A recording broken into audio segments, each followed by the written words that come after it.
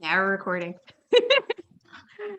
So tonight we're really excited because we're going to be doing this in collaboration with AIAA and SEDS. So welcome if you guys are members of those organizations, or if you're new members to wSTEM and AWIS. We are extremely excited that you are here to join us tonight. So like I said, just a little quick brief introduction as to who we are.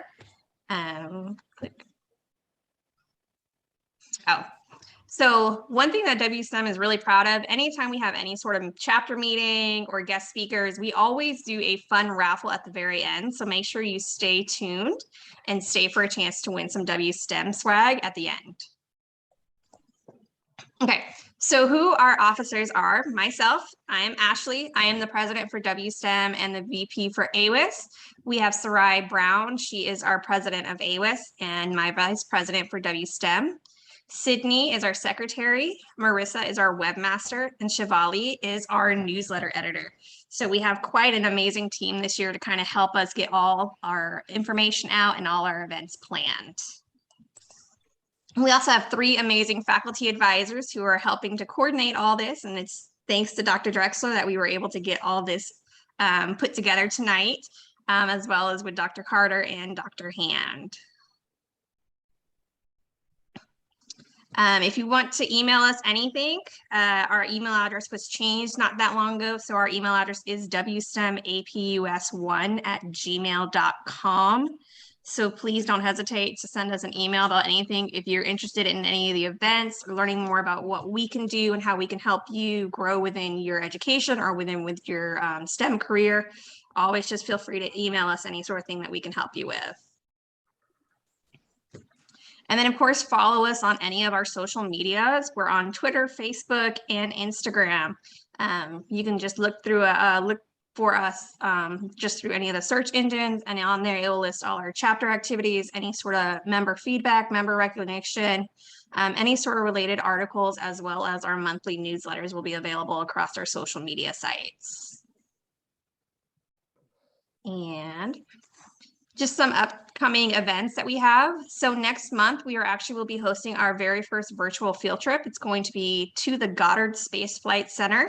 So if any of our space lovers want to join, let us know, hit us up on Facebook. You can get our Zoom link so that you can come along with us with that. We're going to have a virtual tour of the Goddard Space Flight Center, as well as a presentation by one of the employees talking about some of the amazing things that the Goddard Space Flight Center is doing currently. And then in March, we have our collaboration with Reed. We're going to be discussing the book, The Other Einstein. It's kind of in support of Women's Month. So of course we chose an amazing scientist who probably didn't get as much credit as she should have. So with that, I'm going to turn this off. So when you guys need the slide up, just let me know. And I'm going to hand it over to Dr. Drexler.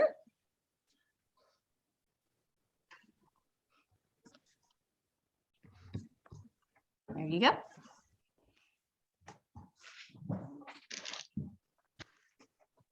You're on mute, Dr. Drexler. You're on mute, Dr. Drexler. That always happens. This was a test. Well, hello, everybody, and thanks for joining. Thank you to Ashley and the rest of the wSTEM officers for having our meeting and running this great organization. It's a sister organization, wSTEM and AWIS, which is Association of Women in Science. Although we want to make it clear that we're open to all genders, we're open to everybody. And if you want to be a member, it's free. Ashley will, or somebody, if you don't mind, put how people can become a member of our organization, because that'll become important with an announcement that we're going to make later on in the panel. So stay tuned for that. But we're very excited and so thrilled to have this panel. I get the lucky opportunity to be the moderator for the panel, so I'll be asking questions of our panelists. I'd like to introduce our panelists now. I'll mention you by name, and then in that order, if you don't mind telling us a little bit about yourself. And so do we have Melanie? Is she here? Melanie is here? Okay, Yes. great. Okay, wonderful. All right, so we have all our 4 panelists. We're really excited and grateful that you could be here, as well as the audience. At the end of the panel discussion, what we have planned is about 20 to 30 minute long discussion, really a conversation among the panelists. And then we want to invite you to ask questions at the end. So when we finish, we'll open it up to the floor to ask questions of the panelists, and we'd invite you to engage and interact in that way. So without further ado, let me go ahead and introduce the panelists. Dr. Kristen Miller is here. Dr. Caitlin Milliman is here. And Caitlin and Melanie are also here, all of whom are either graduates or professors of the AWIS Space Studies program. And we're really very excited again and grateful for having you here on the panel. Why don't we go ahead and start with introductions from Dr. Miller, then Dr. Milliman, and then Caitlin and Melanie, please. Awesome, thanks so much. Thanks so much, Christy. So I'm Dr. Kristen Miller, and I'm really excited to be here. I am a professor of space studies here at APUS. I've been here about 4 years full time, and I mostly teach in the graduate classes, but I do get to teach some of the undergraduate classes sometimes, which is really fun. We've got some great classes in the undergraduate program as well. I'm the faculty advisor for AIAA.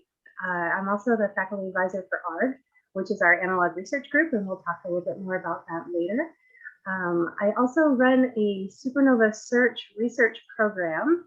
So if any of you are interested in getting involved in research and need to touch some telescope data, let me know, because that's a great program that is open to everyone to get to participate and get a little bit of hands-on experience in research. And I'm really excited to be here tonight. I really appreciate the opportunity to be part of the panel.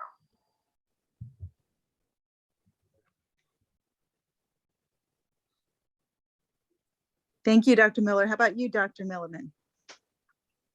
I'm Dr. Caitlin Milliman. I am a research or professor in the Space Studies Department at APUS. Sorry. I'm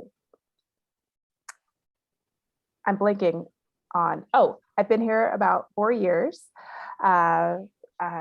I was going to say a little bit about my background. So I originally graduated with degrees in physics and astronomy from the University of Florida, which I was born and raised in Gainesville, Florida. And then I ended up moving up to Madison, Wisconsin, where I completed a master's and PhD in astronomy, focused on open clusters and stellar evolution. Mainly optical spectroscopy was kind of my bread and butter. And then I ended up leaving the field. So I kind of wasn't able to find a position that really interested me. And I kind of switched gears and did a lot more with science outreach, especially aimed at elementary age students. And I ended up doing that for about a year and then missed it. And so got back into academia with a position at APUS. So currently I'm the faculty advisor for SEDS, and I also sit on the radio array committee.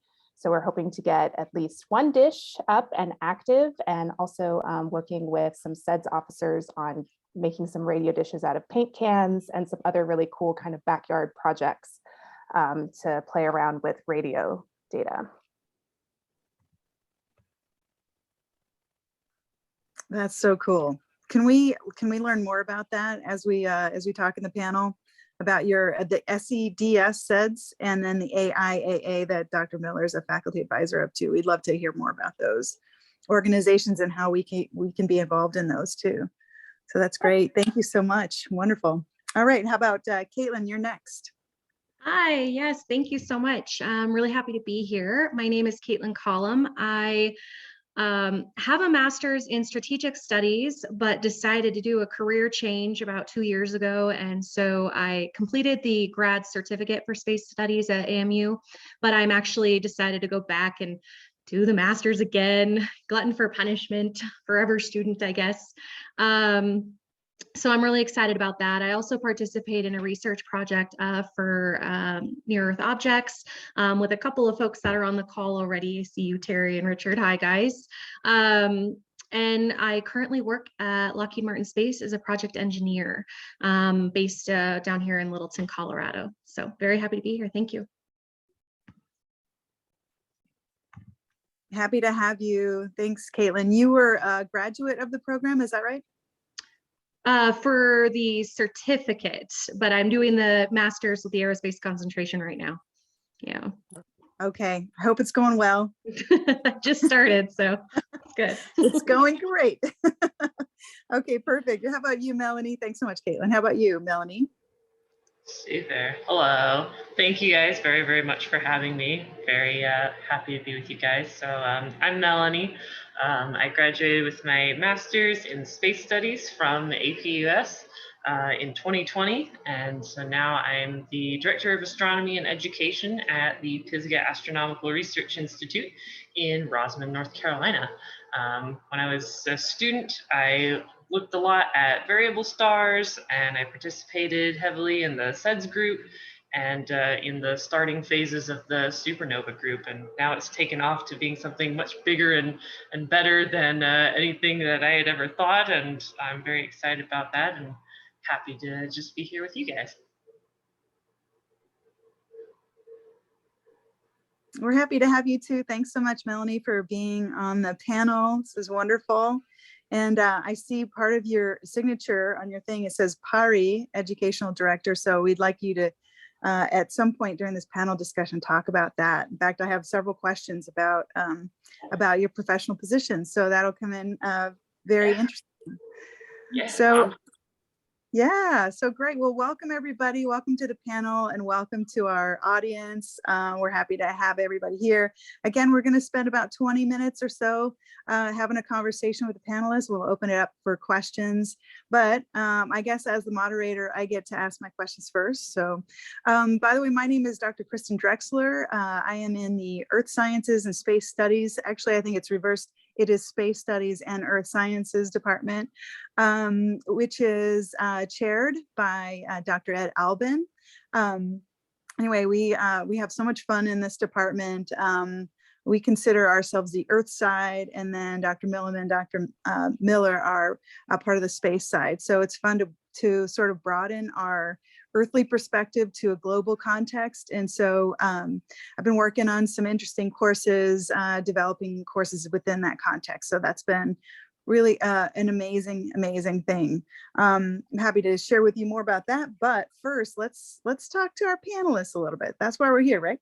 So let me ask you guys this, and I'm using guys as just a generic term, so if that's all right. What inspired you to enter the field? If you don't mind, Melanie, let's start with you. What inspired you or informed this decision of yours to enter this field?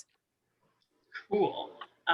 So I got interested in it when I was really young. I remember being 7, and there were a lot of different influences that I had. I kind of grew up watching Star Trek with my dad. My dad is a scientist. He does geology. I remember some different books about like Galileo that I used to read, and it was always very fascinating. Got to spend some time outside looking at the stars. That was all really very fascinating stuff.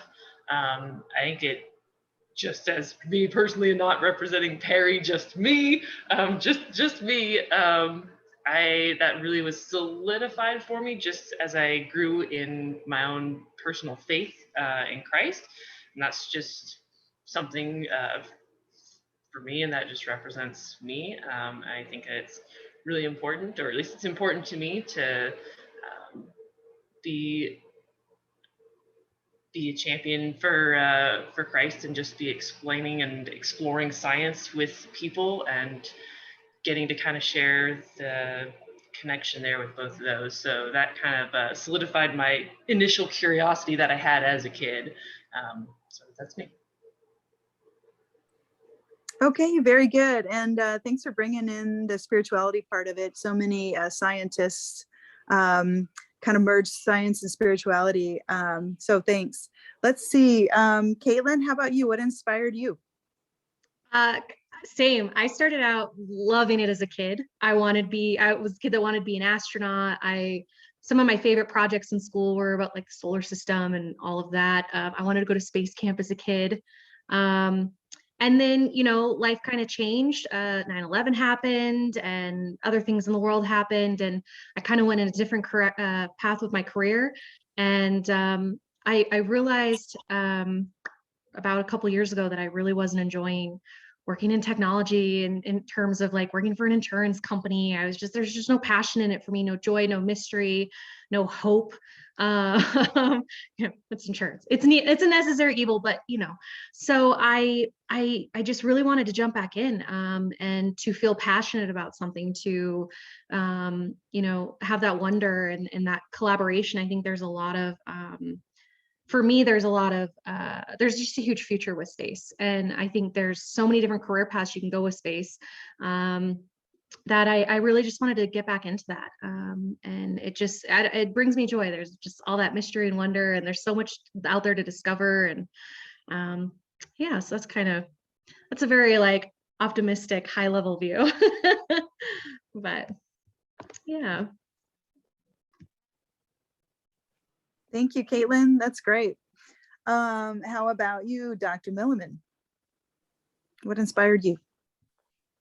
Wow, we're reaching back into the, the distant ages. It was kind of a mix of things. I think I really liked problem solving. I really enjoyed math. I really enjoyed physics. Up into high school, that was just, I really liked having a challenge that you could set up and plug in numbers and come up with an answer and see if it made sense. Like that really appealed to me. And then my high school had an astronomy club with an inflatable planetarium, and I got really into that. But I always thought like, okay, if I like numbers, I'm going to do engineering or accounting. And that was what was really presented to me. And then I got into college, and I was a physics major with the plan to go into engineering. And then I took astronomy classes, and I was like, nope, I'm going to do this, because kind of what Caitlin and Melanie were saying, it really just hooked me. And sitting and reviewing notes and textbooks on topics that just weren't really interesting to me was not that wasn't inspiring, that wasn't lighting the fire. But then taking astronomy classes, I really loved it. I really loved being able to study these magnificent objects, and it is just unbelievable topics for me. And there was kind of a warning a lot of stages that the career paths were going to be difficult for doing a straight astronomy degree, much more difficult than say doing an engineering degree. And then just kind of decided that I was going to ride the wave for as long as I could. And I was really fortunate that I was able to do that. Very good. Thank you, Dr. Milner. What I'm hearing is a lot of gratitude, a lot of excitement and fire. It's inspirational to know where you're coming from, what informs people, what excites people, how you got to this path. Dr. Miller, I'd love to hear what inspired you to follow your path here. Well, so I've been a science nerd my whole life. I've always been a science kid, and I came to astronomy from physics, kind of like Dr. Milliman did. I loved physics in high school. I come from a very small little town in Idaho where they didn't even have astronomy at my high school. So I took physics, and I loved physics. My father is actually a physicist, and that probably influenced me a little bit. But I took physics in college and loved it. And when I got to my senior year, I was looking for a project for my senior thesis. And one of the professors in the physics department that I had, really connected with, and who was just really a great guy and very supportive of students, he said, well, I have this little project if you'd like to be involved. And I said yes. And it turned out that he was taking a group of us, there were 3 of us, down to Kitt Peak Observatory, because he was an astronomer and he was taking some pictures of stars. And this was back, speaking of the olden days, this was really back in the olden days. This telescope I don't think is even there anymore, but it was one of the ones where you actually stayed at the telescope and you walked in, and we actually like pointed it partway by hand and then let and did the sighting. I mean, this is not done anymore, right? But it was an amazing experience. There's standing in that dome under the Arizona sky with that telescope, which was this enormous, monstrous beast and just huge, and then watching the images come through. And And, you know, I was hooked. I was absolutely hooked, and I loved that experience. And so I ended up applying to astronomy schools for exclusively for grad school. And you know, and one thing I want to say is that, you know, it was when I got to grad school, I found out that my story wasn't that uncommon. The whole group of us that started, there were probably 8 of us who started that first year of grad school in the astronomy program, and we all came from different majors. There were a couple of physicists, there were a couple of engineers, there were a couple of astronomers, there were, you know, there were people who were just from all different areas. And I get asked, as a professor, I get asked that a lot, you know, I'm in this major, but, you know, is there anything I can do in space? And the answer is yes. There's a lot of overlap, and you can come in with a lot of different backgrounds, and those backgrounds make you a better scientist. So I just want to throw that out there. It's always a possibility. Thank you for mentioning that too. In fact, we'll talk about that next, about the positions that people can achieve in this field. But first, I wanted to thank you, Dr. Miller, for that. My dad was also, he also worked at Kitt Peak and Apache Point. He was a physicist as well. And so that drives a lot of the inspiration for me, and the hearing the stories of Kitt Peak, hearing the stories of Apache Point, and developing, I don't know that I truly understood this, but it was some kind of like, he was studying or measuring atmospheric turbulence, and things tended to go a little bit, I didn't understand so much. But if you get it, if you understand what I'm saying, would love to hear your interpretation of what measuring atmospheric turbulence means. But I imagine it means, you know, images, stabilizing images of stars and other space bodies. But yeah, so that's pretty cool. I mean, this is a pretty cool field. There's a lot of stuff going on in this field. So why don't we just dovetail off of what Dr. Miller was starting to talk about, and that was positions. Students that are graduating now with this degree, what sort of positions or jobs or what have you, what is it that they're seeking? What can they achieve? What should they be looking for? And why don't we start with Melanie, and then anybody can chime in, no order, you know.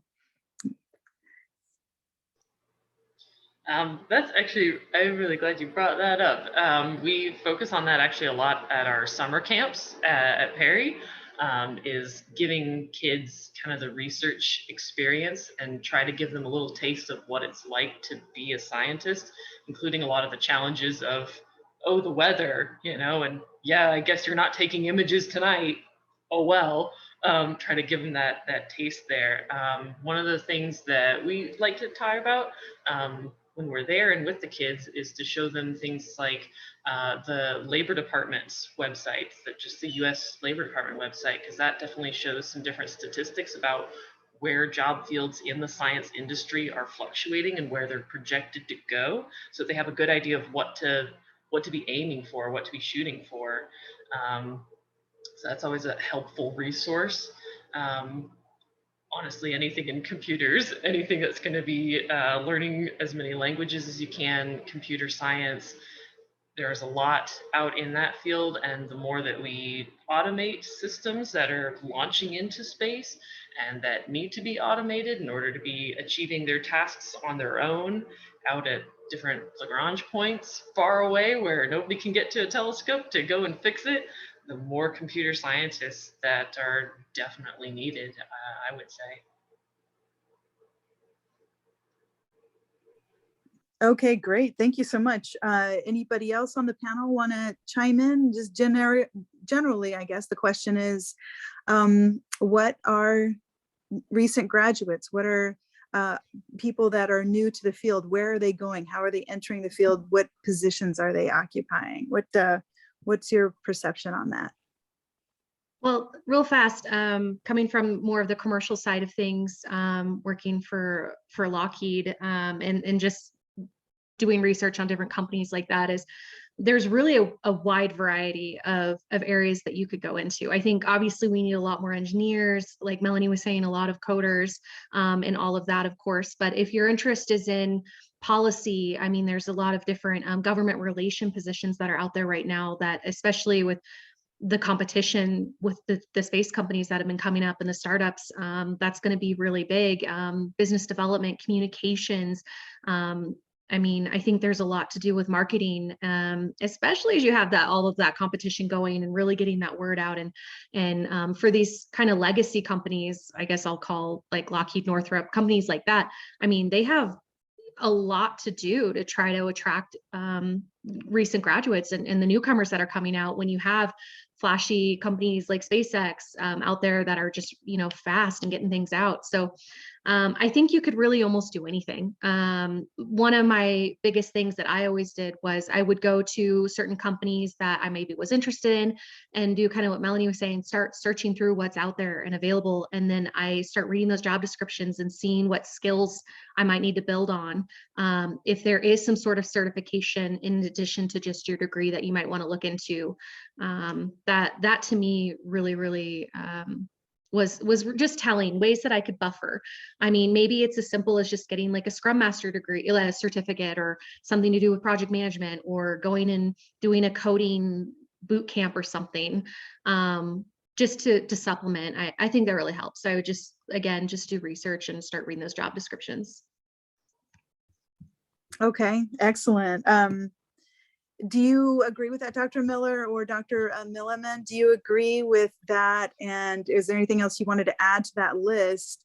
And if you could add also, what sort of courses should students wanting to enter this field or these fields, since it's so varied and wide, what kind of courses do you think are totally required that everybody should be taking?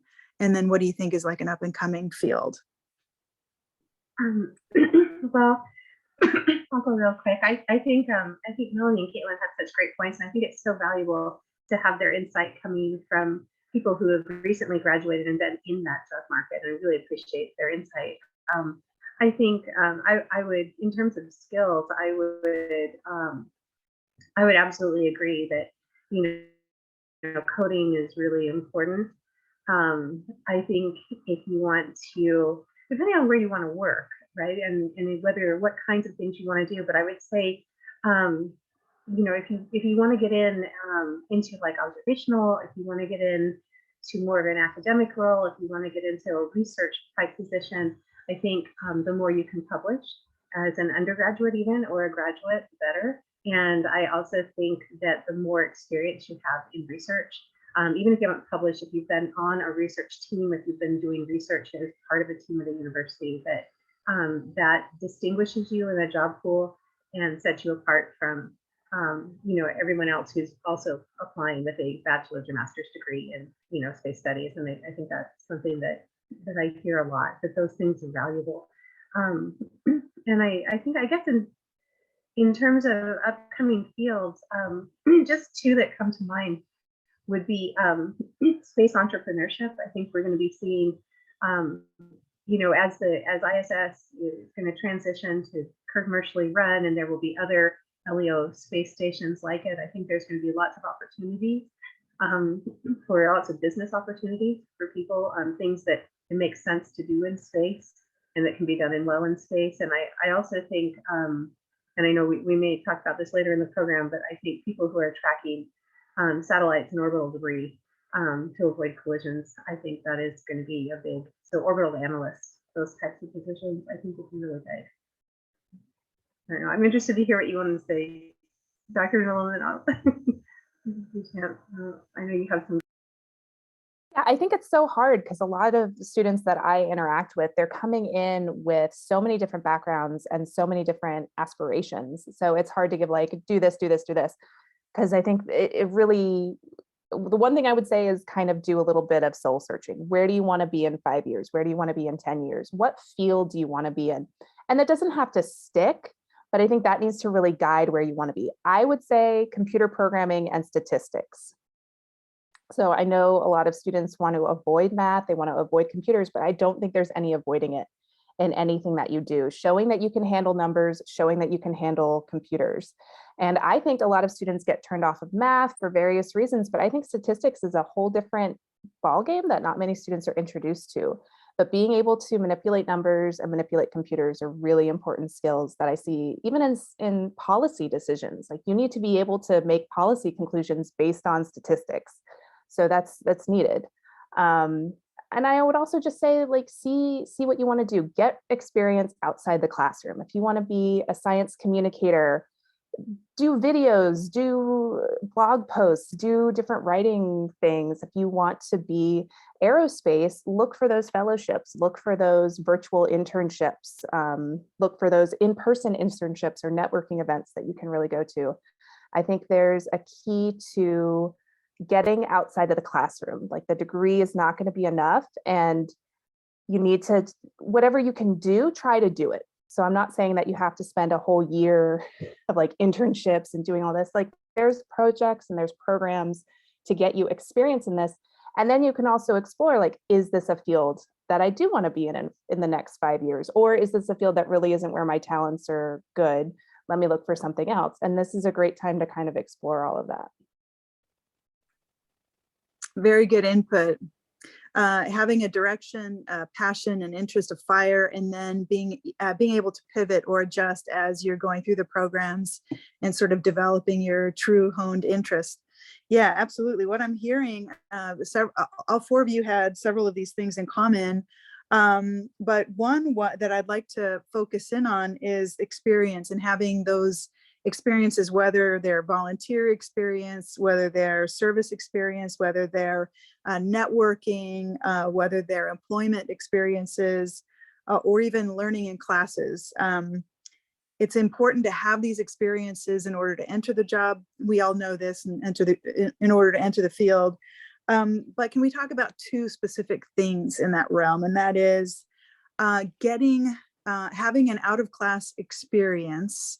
There are a couple of examples of this, and I wanted to ask Dr. Miller to talk to us about her analog research group, and then also I wanted to ask Melanie and or Caitlin or Dr. Milliman to expand on any other opportunities you think that come from your division, like internships and networking, other types of things that you think would also behoove people entering this field to look into and to do. So can we start with Dr. Miller, and you tell us about this really exciting thing that you're doing with AIAA, and I think also in collaboration with SCDS. I don't exactly know.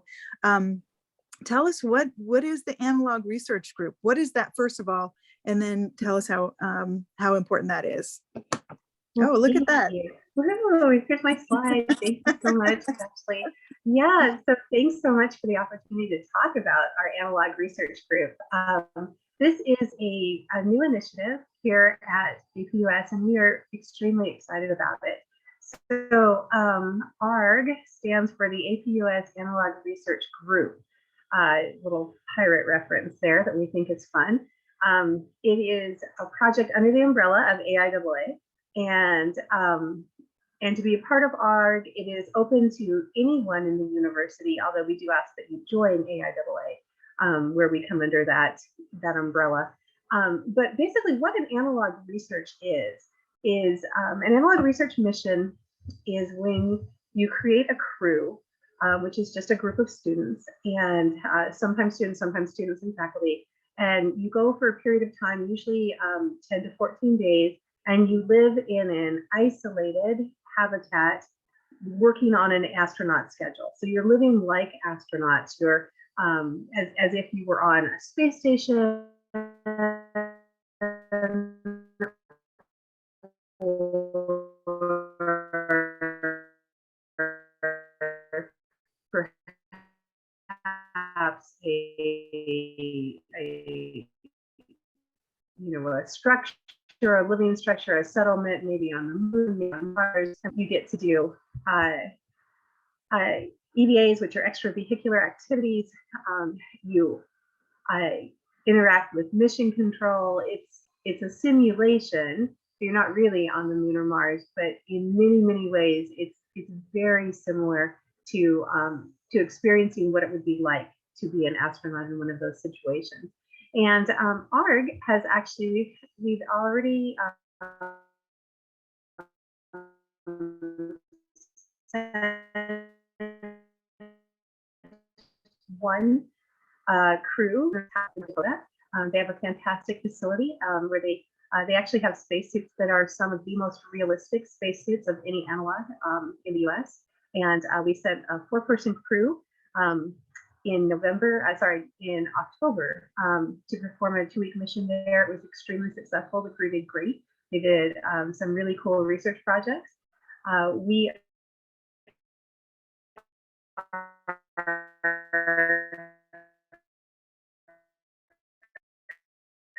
currently this year planning announced yet. I believe it will be within 24 hours, so I can't actually announce that crew yet, but very soon that crew is coming out, and then we have one for the fall mission. We're also sending a crew to MDRS, which is another analog facility, which is in Hanksville, Utah. This is a facility that's, the really cool thing about it is that you're in a location that actually looks very similar to the surface of Mars. So it's a really neat experience to go out there and really feel like you're on Mars.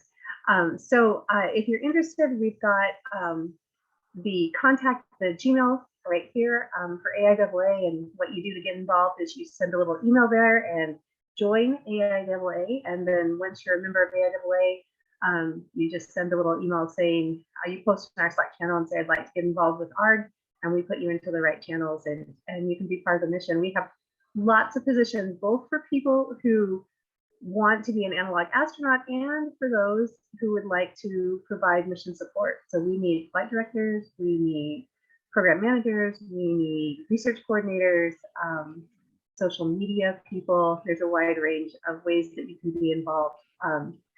And thank you so much. Caitlin put our website in the chat. If you want to go to that, you can learn a little bit more about the group, and especially see some of the posts from our previous ARG-1 mission. So.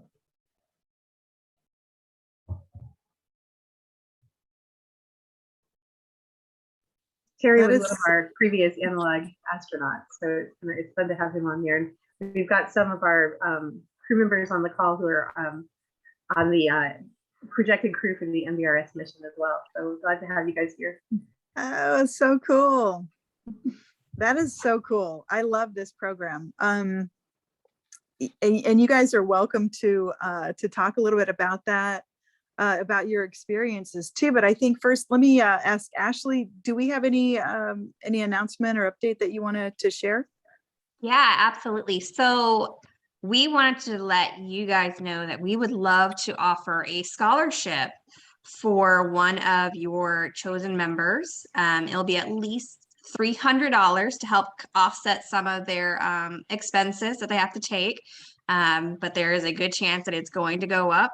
The only thing that we ask is that, have them, also join wSTEM as well.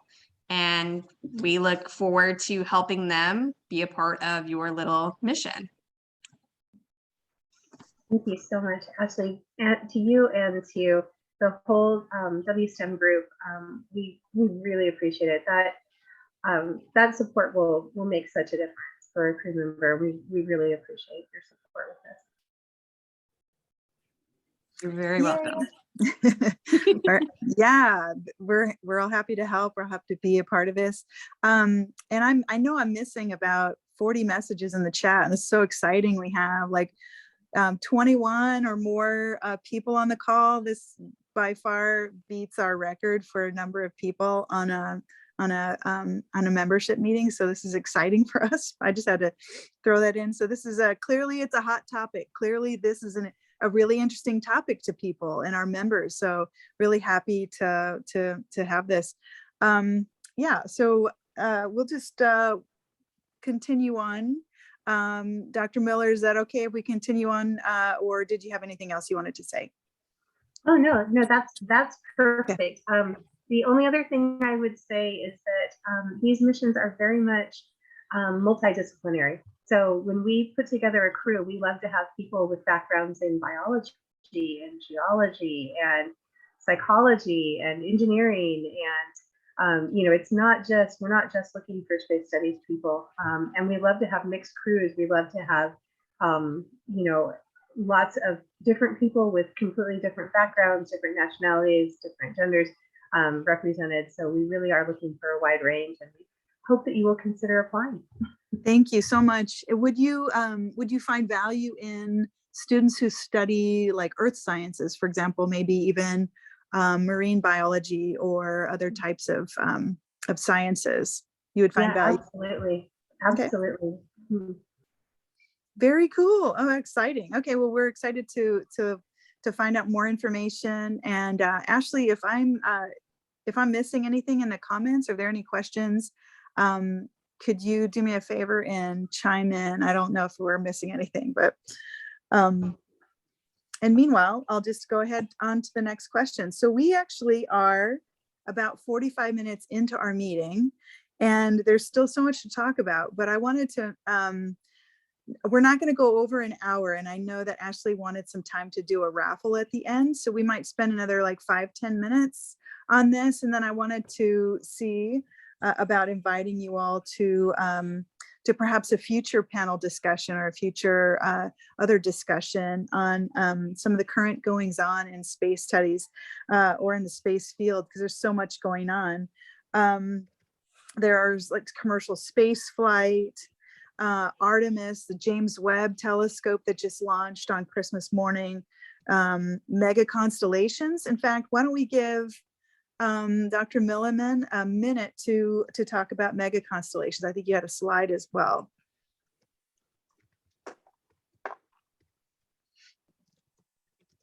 Yes, I did. Sorry, I'm answering a question about finding internships and fellowships. And if anybody has questions about how to find those, I have a very large list that I'm trying to accumulate of where people can find them. If you want to just come message me, it does depend on your field. So I know several aerospace internship and fellowship opportunities, and I also know several astronomy-based opportunities. So if you want to message me and just let me know your field, I can help you look for those opportunities. A very thin silver lining of COVID is a lot of opportunities that used to be completely in person, which were unpractical for many of our students, have now gone virtual. So switching things that used to mean that you would have to relocate for 2 to 3 months into a virtual opportunities are much more available now that the world has kind of gone remote. So keep that in mind as you're looking for fellowships and internships. They might be more willing to look to work with you if you're like, I can't physically relocate. So that's a really good point, Dr. Milliman. Thank you. Let me just interject really fast. If you could put your email in the chat, I think there was a request for your work email to inquire about internships and other opportunities you were just mentioning. Maybe what we could do is also ask Melanie and Caitlin if you have, and Dr. Miller too, if you have other opportunities that you'd like to share. We can compile them at the end, and if you join our Facebook group or email us at the wSTEM Gmail, we can send you a link to this YouTube as well, so you can capture it that way as well. So, okay, go ahead. I'd say if you're interested, my biggest recommendation would be to join Twitter. And I know that's kind of asterisk. You do not need to post to Twitter. Just get a Twitter account and follow people in your field. Follow major organizations. Follow all the NASA sites. Follow the NASA flight centers. Follow the space organizations. They post so many opportunities to their Twitter feeds. And that's where I end up finding a lot of things that I haven't seen announced in other locations, like internships, fellowships, talks, networking events, boot camps, summer programs. Like there's a lot of information out there that people put on social media. And again, you do not have to be active on social media, but I recommend you follow those places to get that information. I think that is, and also the networking thing. Like if someone posts something you're interested in, but it looks to be in person, you could message them and say, I'm really interested. I'm a wonderful person, student. Would this be a possible virtual thing, and then you can get your foot in the door and start a conversation that way. So I think a lot of our students are adverse to social media, but I think it does have its benefits.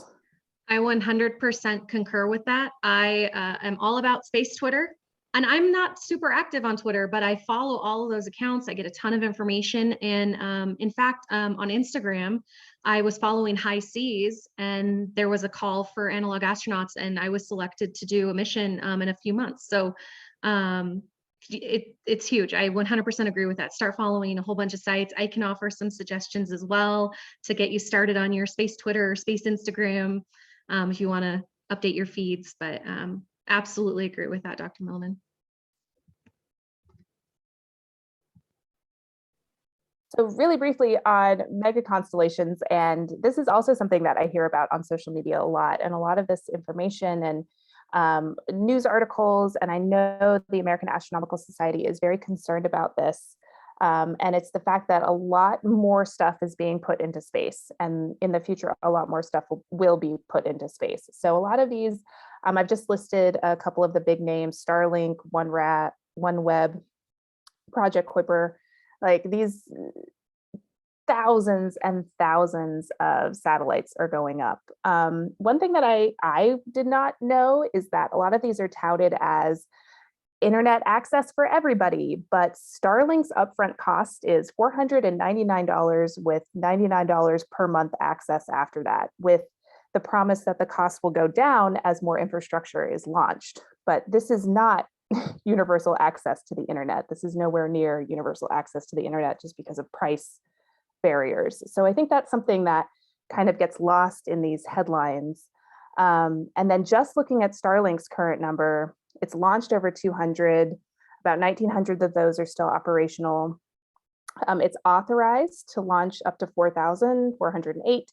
And then current numbers put that they're going to be seeking licensing approval for 30,000.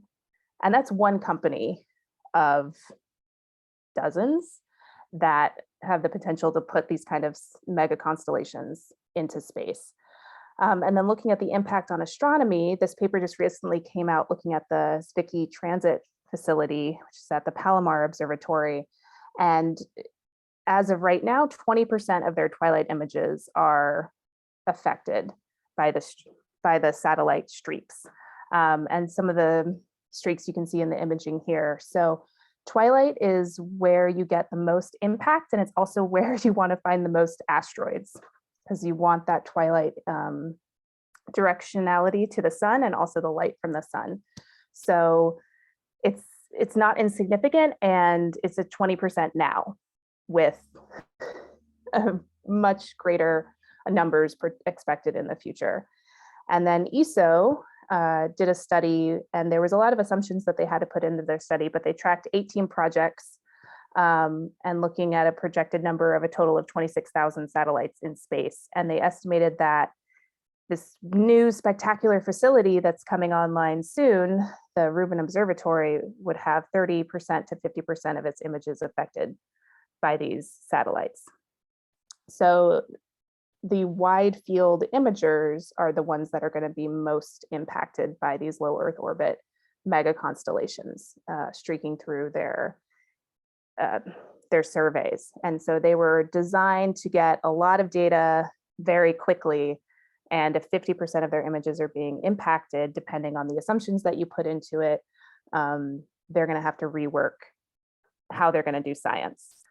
So that's a big reversal, because the Rubin Observatory and a lot of these other wide field surveys are big investment pieces for the field. These are huge, huge decades-long projects with a lot of money put into them, because there was the expectation that they would yield amazing science. And now that has to be kind of rethought. And then I was looking into the impact for radio arrays. And I'm sorry, this image didn't appear, but there are also huge radio arrays. This was another big investment for the astronomical community.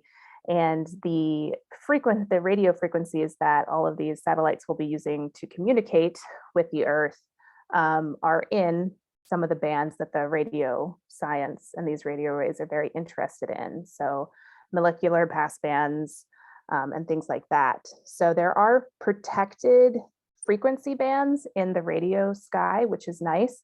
But if you have a receiver that can receive frequencies outside of those radio bands, you can lose the sensitivity. And the study I looked at was looking at like 6,000 to 10,000 satellites. You lose sensitivity of your detector. And at 100,000 satellites, you completely instrument saturation for your receiver and you can't pick up near there. So there's workarounds that they can do, but the conclusion is that even with workarounds, this is going to have a big impact on the field in terms of the amount of science they can do and what science they can do. Okay, very good. Wow, complex to say the least. Thank you, Dr. Milliman. With the few minutes we have left, I would like to ask each of the panelists, maybe we could start with Melanie. What will you be watching? What is it that you're going to be, what developments in space are you going to be watching, either in space exploration or discoveries, what have you? What is something that you're going to be watching? What do you think we should be watching too? It could be anything from telescopes to space debris to whatever have you. What will you be watching? Ooh, there's been a lot of stuff recently here. SpaceX, obviously, with their plans to return to the moon and more of their satellites that they're going to be launching. As much as they interfere with imaging, it's still very exciting. I'd probably have to say SpaceX is going to be one of the biggest things I'm going to be paying attention to. That, and honestly, there's been a lot of interesting articles and interesting research being done here recently about different kinds of red supergiant stars that have been undergoing some different supernova, or that look like they're getting ready to go supernova. So those two things are very interesting to me. Very good. All right, Caitlin, how about you? What are you going to be watching? Oh man, everything. No, I'm definitely excited to get our first images from James Webb. I think everybody's collectively holding their breath, but that seems to be going well, knock on wood. I'm also really excited to see how DART goes, which is the asteroid. We're gonna slam a satellite into an asteroid and hope to redirect it. That sounds really dramatic. It won't be like that, but really interested to see how that's going to go. And I'm really curious about orbit fab and getting gas stations in space and being able to extend the life time of our satellites, or maybe even being able to I can barely see my face now because it got so dark outside. I'm sorry. I'm just gonna blur. Well, we'll just sit in the dark. I'm really excited about Orbit Fab to see kind of where that goes. And it's not even just to extend the life cycle of a satellite. It could be to even make sure that a satellite is able to, have a deorbit burn and clear it up as part of, the space debris and a lot of the sustainment. I know that was a topic we didn't quite get to. So I think there's so much going on. Starship with their orbital flight this year, Artemis 1 and SLS, which is, if once that goes, well, hopefully it goes. Finally, I don't know. There's just a ton going on. I'm super excited about it all. Yeah, that's one thing for sure is this field, there's always something going on and something like exciting and awesome going on. Speaking of which, we would like to follow you, if that's okay, on your analog mission. Maybe are you doing a social media? Are you doing updates or anything? Or how do people follow? I won't be able to post anything Okay. For at least a year until research is published, unfortunately, because it's an independent research project that I can't. I want to. I'm gonna be sitting there desperately with pictures and wanting to talk about it, but I unfortunately won't be able to give more than just saying I'm going, when I'm going. Maybe I can get some emails from you guys to keep me company, but Sure. that's about it. Okay, well, best of luck on that. So that's so awesome. And Dr. Miller, would you like to, and Dr. Milliman, would you like to finish this discussion with how, with your thoughts on what you'll be watching? Sure. I think there's a lot of exciting things, and definitely a lot of the things that Caitlin and Melanie mentioned. I think the things I'm most excited about, I'm excited to see the development in LEO. I think it's going to be really cool to see how we start to use that. and how it starts to become more business oriented and not as well as science oriented, but how that plays out. I'm super excited for Gateway. Fingers crossed that actually happens, because I think that would be just fantastic. And another mission that we haven't really mentioned, but I personally am really excited about, is Dragonfly, which is going to Titan, one of the moons. And I just think that is going to be an amazing, I think it's such an interesting moon, and I'm excited to see what we find there. So I guess those would be my top three. Great. And Dr. Milliman, how about yourself? Yes, everything that's been mentioned, and there's so much more. I think the Nancy Roman telescope, which will be amazing. The simulated images coming off of that are incredible. It's basically Hubble times 12 with how much it can see and do, and so that'll be a really great mission. When it launches. I think the Perseverance rover that's currently on Mars and the return samples that it's taking, I'm really excited to see what's next for actually returning those samples. And then the Hayabusa 2 mission that returned its asteroid samples in December of last year, and there's already a paper out analyzing it. I just found it this morning, so kind of perusing that. And then the OSIRIS-REx sample return, I think, will yield a lot of really cool science, building on everything about, expanding to the moon, expanding to asteroids, what we know about the solar system. I'm really excited for that as well. Yeah, thank you so much. This has been a very exciting discussion. I mean, I think the word excited and awesome has been mentioned at least 25 times, I'm pretty sure. But yeah, this is pretty cool. And I want to invite, if there's room on our schedule for wSTEM, I'd love to invite you all back to have a part 2, because there's so many topics we didn't talk about. We didn't talk about sustainability and dark skies, and we want to hear more on the analog missions, how those went. So maybe at the end of the year or towards the end of the year, we could tie in with you all again, and maybe even see some of what James Webb Telescope and other telescopes are picking up by then. And we're a few days out, I think, from the James Webb Telescope landing or orbiting, is that right? Or however that works. I'm not exactly sure how that works, but insertion into L2. Thank you. Insertion into L2. Okay, and that's kind of its home. That's where we're going to be receiving images. Is that right? Correct.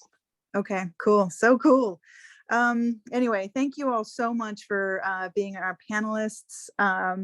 We appreciate wSTEM for hosting this, and thank you again. We'll have this video recording available on our Facebook page, and if you email us, we'll be happy to send you that as well.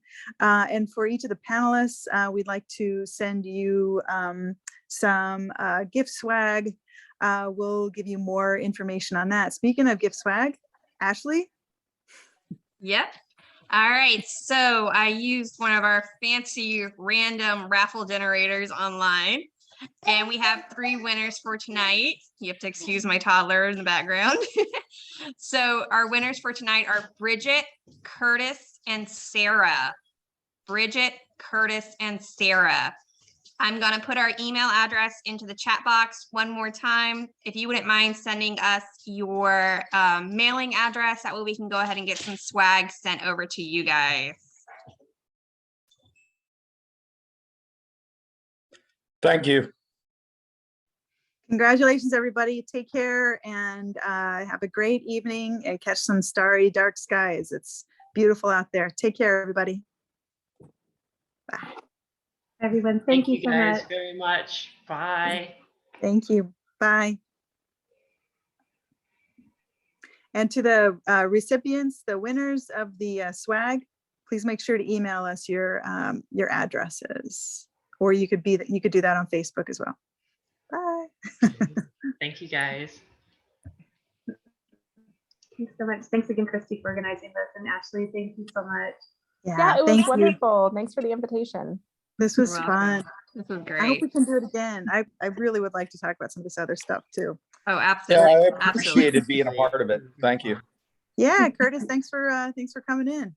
Yep. Hope you all Right. have a nice Yeah, you too. Take care, everybody.